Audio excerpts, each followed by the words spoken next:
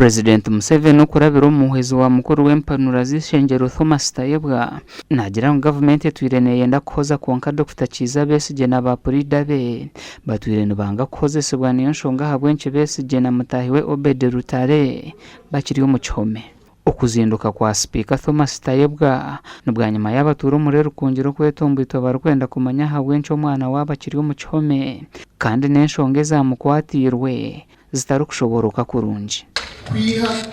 government umuhabanyi wa government y'abantu ari ready plan kapoze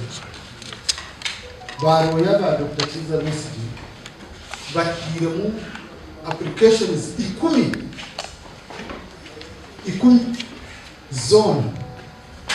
ziri kuzibirokrati ukoze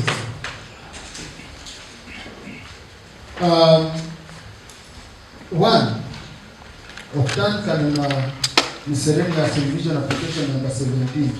ekubirazinita Hona Tayebwa humuriza abatura ba Rukungiri hamwe n'abanyaruganda ngo enshonga ya Dr. Kiza Besigye tere mu byo butegeki byona erengera hamushambu government iri gutekateka ngo akakora naje president ukomite ati nyina Besigye yinjira ingana okay kureka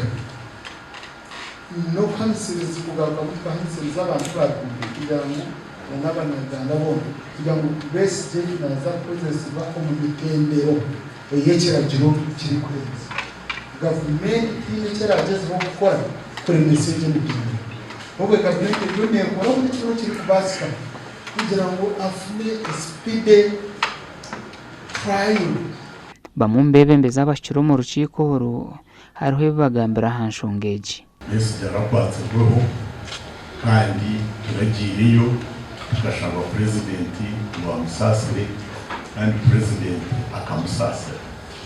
so ikikoreka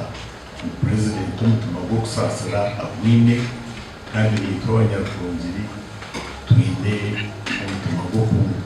gushaka kusasirwa especially na Besigye yabanayinda tuzeyo tushaka kusasira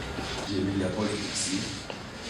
nabo bahendeke bakwatire procedure za koti yaba umuhozesa wa government umuhababi ya Madrid no bujurizi nabo bikirize batebekanisa ko bashaka batebekanisa rero ahozesibwe umubwira yaba hemishango eri makanyisi iba mwineho dencije kurebekera umukoti. Dr. Kiza Besigye na mutahiwe Obed Rutare bakakwatwa kwezi kwikomena ku mwaka gw'2024 kandi na hati bakiriwe mu cyome ruzira gasha kwa Dan Basibye.